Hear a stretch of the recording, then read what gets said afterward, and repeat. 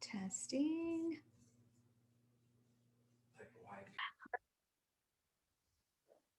Hello, hello, hello, amigas, and welcome back to Amiga Handle Your Shit podcast.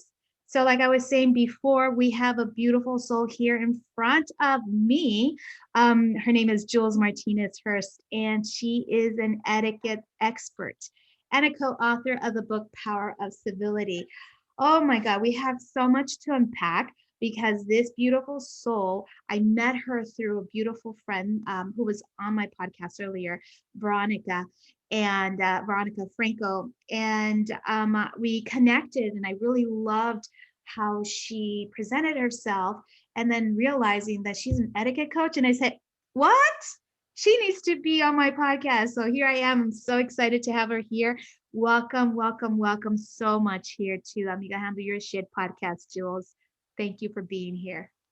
Thank you for having me as a guest. And I am so thrilled to be here. And let's get ready to handle our shit. And that's right. It's kind of funny because you're etiquette, but then handling your shit.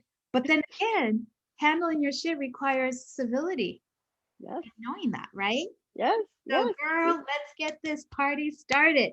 So I always ask my guests, like, where are they from? Because, and what's their family background? Because I really feel that that has a huge impact on what we do on a daily basis. So please tell us, where are you from? Where'd you grow up?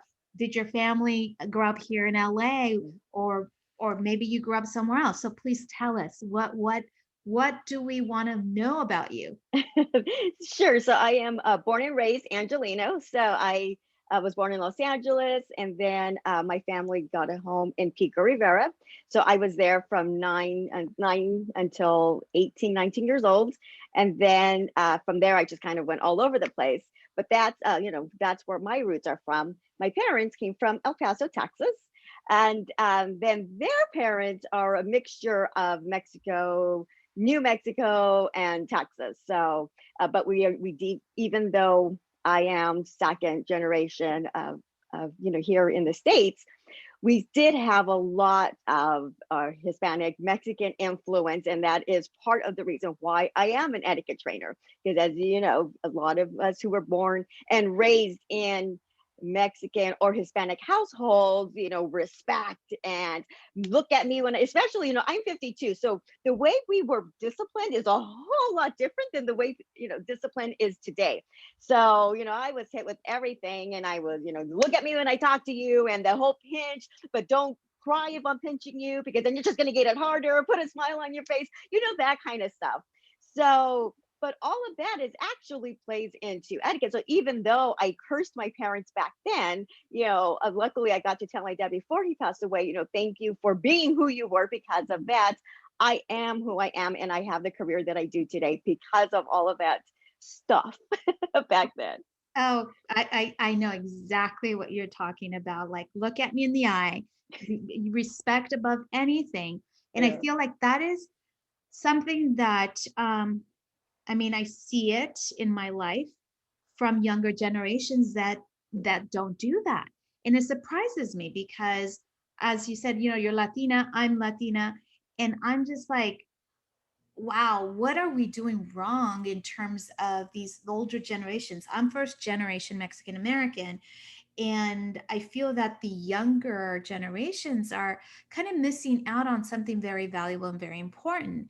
And I'm glad that you are here to show us and give us tips and tools, because believe me, we need them. We need them. It was, and in all fairness to, because yes, the generations of today, as we keep getting older, and the younger ones keep rising up to, up the ranks, they also have a lot of distractions. So so for a second here, let's be fair to them. They have a cell phone, which we didn't have, right? Our phones were on the wall. And then eventually came the answering machine. And then it was the mobile phone, but it was that big old box, that people carried around in the 80s. So in all fairness to younger generations, they do have a lot more distractions. They have iPads, they have phones, they have, and then we just came off of COVID, which was a gift to them because everything was from behind the screen. So unless you're constantly there telling somebody, look at me at the eyes, look at me in the eyes. That right there, which is like the first thing that we need in communication, is eye contact. Uh, it's hard, and so I feel for them. But yes, luckily they're myself and my colleagues, fellow etiquette trainers out there that can keep that civility going. Wow. I love one of the things that you said. I mean, you said many fabulous things, but what you said is that this pandemic was a gift to them, because that meant that they were on a screen all the time. And Yes. yeah, and I can totally see that, because I'm my 9-year-old, that's it. And to this day, she's constantly on screen. And I'm like, okay, whatever happened to playing outside? Yeah. And I mean, obviously, I'm the parent, I'm the one that should be the responsible one to take her out. But then again, we are on the damn screen all the time. And it's like, how do we break the pattern? Yes. I mean, can you show us how we can break that pattern of being on the screen and be more civil, more involved, more face to face, if you will? Yes. So because we all were home. So and yes, we're all on screen. So I know a lot of people are doing either hybrid or they're not back to work yet. They're still working from home. Kids are still, and then now we're on summer break. So, they're still at home. So yeah, so there's no avoiding the screen. That's just a part of life. How about we take, at some point we take 2 hours, 1 hour, whatever you can afford, and put the screens away and have this old fashioned thing called a dialogue. How about having dinner together? Now there's no more reason why you can't have a meal together, and put phones away. And here's the thing we need to remember. We can't expect our children to do something as if we adults aren't willing to do it ourselves. So if we're sitting at the dinner table, oh, I gotta take this call, and we're on the phone, well, yes, we're going back to that do as I say and not as I do. Well, as we all know from when we were growing up, that doesn't really work. So we as parents need to model what it is that we want our children to do. They need to see it. So if you're going to say, okay, for 30, and if you can only do 30 minutes, then do 30 minutes, but whatever the amount that you are willing or that you can do, make it personal and have that dialogue and talk to them. And then when they're talking, replying back to you, making sure that they say yes, no, instead of the type things. Eye contact, look at me, right here, not over there, not over there, etc. And that's also perfect time to go over your table manners, sitting up straight, napkin on your lap, etc., etc. Oh my God. Really, really, we need to model for our children. And I'm guilty as charged, to be quite honest. Amigas out there, please don't do what I do. Which is like, we each eat at our own time, except when we go to a restaurant. And it became more visible being at home on Zoom, because our schedules were so different. And I love that you're telling us and gifting us these ideas, these tips of taking 1 or 2 hours off screen, like purposefully doing it. Yeah. Right? Yeah. Well, thank you for that gift, because really I needed to hear that, because I don't do it. I don't implement it. I mean, I'm either on a podcast interview, I'm either on a program that I'm leading. And so we get overwhelmed. I don't want to say overwhelmed, but we get really sucked into this thing. Right. So Yeah. yeah, I'm so grateful that you said that, my love. So I know, Amiga, that you're from LA. And I saw also that you attended some colleges here in LA. And I'm Yeah. wondering, going through these colleges, did that help your career in as becoming an etiquette coach, or you did the college thing, but then you went into a different direction? So if you could let us know, you went to Santa Monica College, right? Yes. Yeah. So I went to Santa Monica College, and I actually went there to get my esthetician license. Oh, So I went there so I have a PhD in trade school. I have done all kinds. I never went through through traditional college. I got pregnant at 19, had my second daughter at 21, and then I was on my own. And that's part of my etiquette story, which we'll get to in a bit. So but I believe in higher education. No matter what it is that you do, we go to a traditional college, whether you go to technical school, whether you take classes, I believe in always, you have to better yourself, and you do that by taking courses. So Santa Monica came in as like I said, to get my esthetician license, which I received. I just never worked as an esthetician. um, so, and then the UCLA, I did that for entrepreneurial, course that I took. The USC, I did Dr. Yasmin's executive leadership course. So again, I did go to these schools, but not in the traditional way, more of, laser focused, reason that I was there, few months, and then I was out to the next thing. Yeah. Well, I think that I always say everything is happening for you, never to you. Mhm. And these are things that needed to happen for you so that Yes. you can become the coach that you are here today. So I want to unpack something that you said.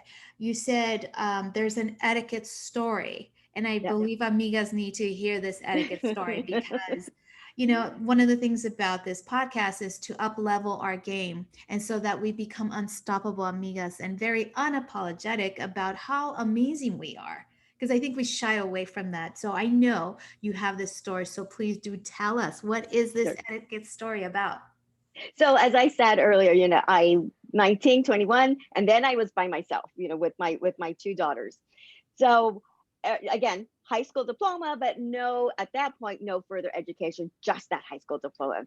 So I luckily, though, again, being raised the way I was, I had an awesome first impression. That was one thing my mom was always, always after us about. You never know who you're going to see at the store. It doesn't matter. It didn't matter. We had to have our hair done. We had to be well dressed. And once I started wearing makeup, I had to wear my makeup all the time. There was no going backwards as far as, my mom was concerned. This is something you want to do, that's fine. It's a responsibility and you need to go with it. So fine. That's how I was raised. So that carried me through my, obviously through my adulthood. And then my dad, I'm the oldest as far as, along with being raised in that Latino household, I'm also the oldest. So I got a lot of their, everything was just packed into myself and to my brother who's directly after me. We got, the brunt of their stuff. So my dad was always one on work ethic.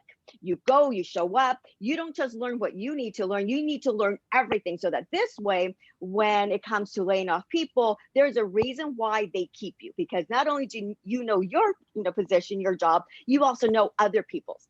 So those are the two skills that I am forever grateful that my parents taught me, because that is what opened up the doors where my lack of higher education was not there.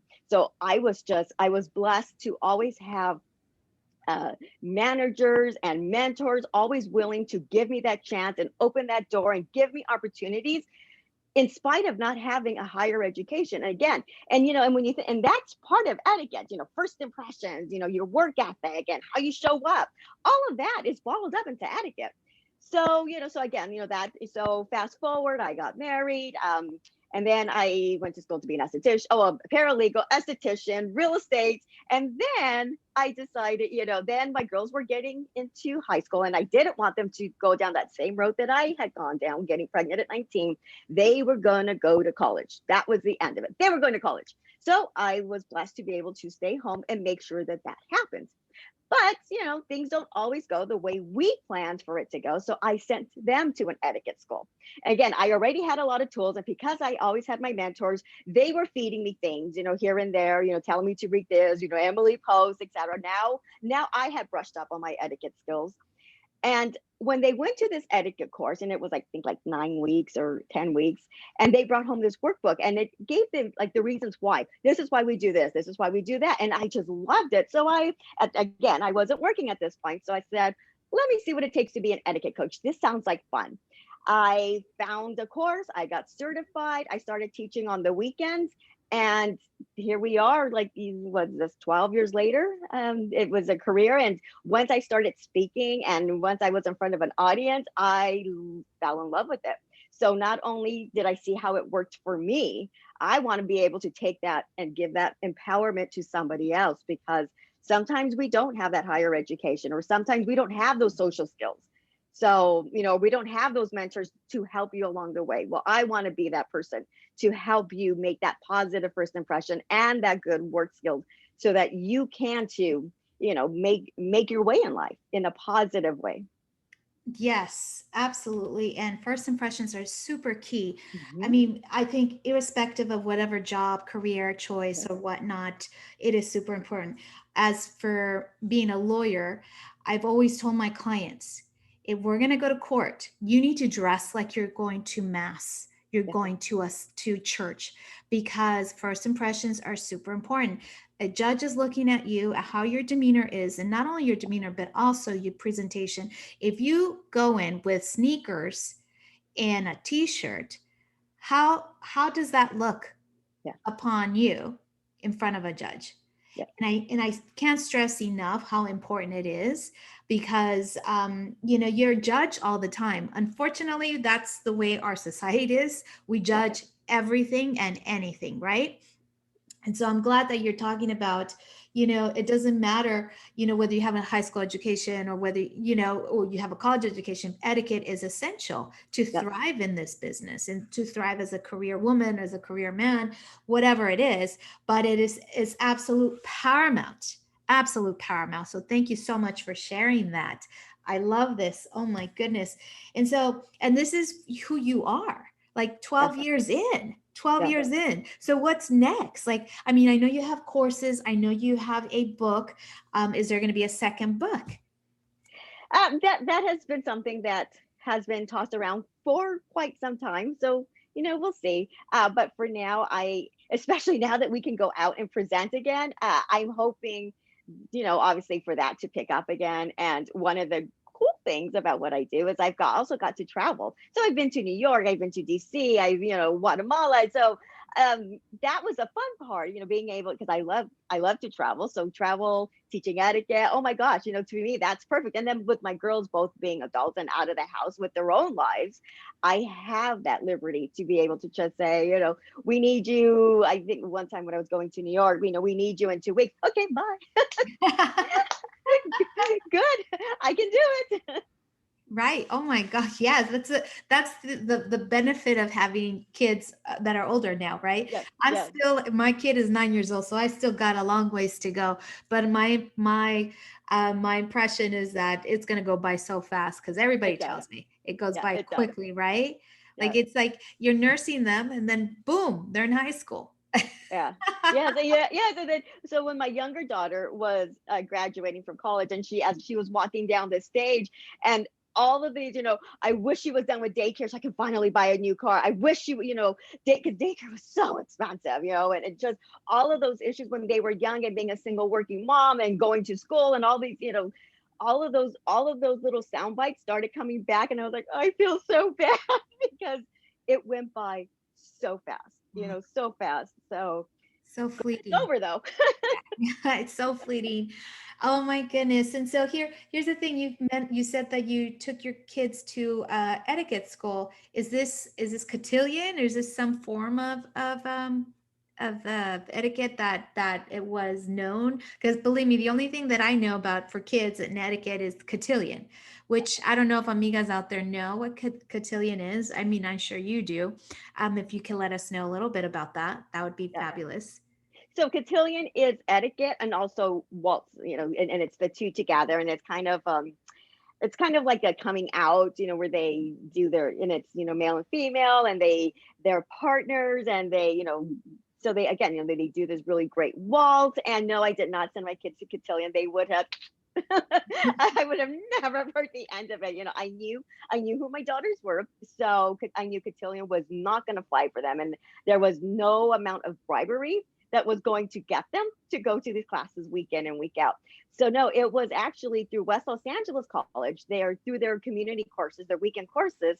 They had, like I said, like I think it was 10 weeks, or I know it was quite a few. There was quite a few Saturdays in there, and that's what I sent them to. So it was strictly social and dining etiquette, which again, they didn't get the waltz part, but they got the etiquette portion, which to me was good enough. Right, right, right. And you actually teach that to teens and tweens and college kids, right? Yes, yes, Oh, yes, I do. fabulous. Can you tell us a little bit about the programs that you have so that maybe amigas out there are interested in joining one of your programs? Sure. Absolutely. So one of the things we do, again, because as parents, we have to make sure that we are modeling what it is that we want our children to model. So one of the things that I do is I go into your home and I work with everyone because I'll get the call. Yes, my child doesn't hold the fork correctly, or my child chews with their mouth open, or my child. Well, that's great, and and thank you for calling me. That's a step in the right direction. But once I leave, somebody has to be there to reinforce these skills. So what I like to do is just go, dining at social dining etiquette, family style. I go in, I help work with the parents. These are the things that you can be teaching them, right away. So we do a webinar together, a Zoom together. These are the things that you can teach your children right away. And then I go into the home and then I work with the children. Then we do the social aspect of it, handshakes, eye contact. Well, maybe not so much handshakes right now, but but we still need to greet them. Eye contact, thank you notes, being a guest at someone's home. You manners when you're out at a restaurant, etc. And then we all come together and with the parents will either bring in food or they will make food, they will set the table, and then we go through each course, usually 3 to 4 courses, again as a family, because when I'm gone, who's going to be there to reinforce it? And so that is one of the things that I do. And then I do work, like I said, with teens. And so one of the great things I do is work with probation students.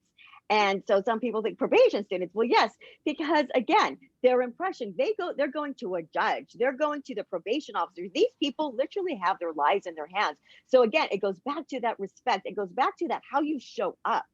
So that is one thing that I love, because a lot of times they're very, rough in the beginning, but then, as I talk to them and then we do job interview skills, so I leave and hopefully, if I can reach 1 to 2 people every time I go out and I speak, I feel like I'm, that's good. I've done my job.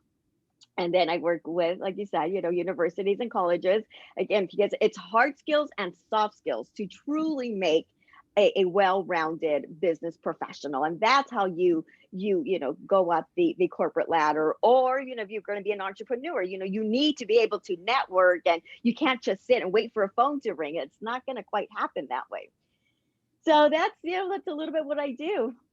Beautiful. Well, I'm so glad that you said this, and we're going to make sure that we put in the show notes where to get in contact with you because you have a website Yes. and your company. The name of your company is Etiquette Consulting Inc. Etiquette Consulting. Yes, absolutely. So we're going to put that in the show notes so that people can reach you in case they want to take their kids. Obviously, the parent has to be there, right? Like me, I need to learn a thing or two. So that's beautiful. Thank you so much. And as we're ending our conversation here, I always ask my guests if they could provide us with 1 or 2 tips on how an amiga can handle their shit, especially in etiquette. So one of the things that we need to remember is that perception is reality. So whatever you put out there is somebody else's perception of you, whether it's true or not. So always keep that in mind. Your perception is that person's reality. So another thing to keep in mind, communication. I don't know how many times I, hear things, and at the root of everything, it's a lack of communication. Say what you mean, you mean what you say. So, again, that's part of your impression. That's part of who you are. And finally, be proud of who you are. It doesn't, there's no such thing as the perfect person. Although, magazines try to tell you, or Insta, tries to tell you, these are but they're not. There is no such thing as perfect. You are where you're at.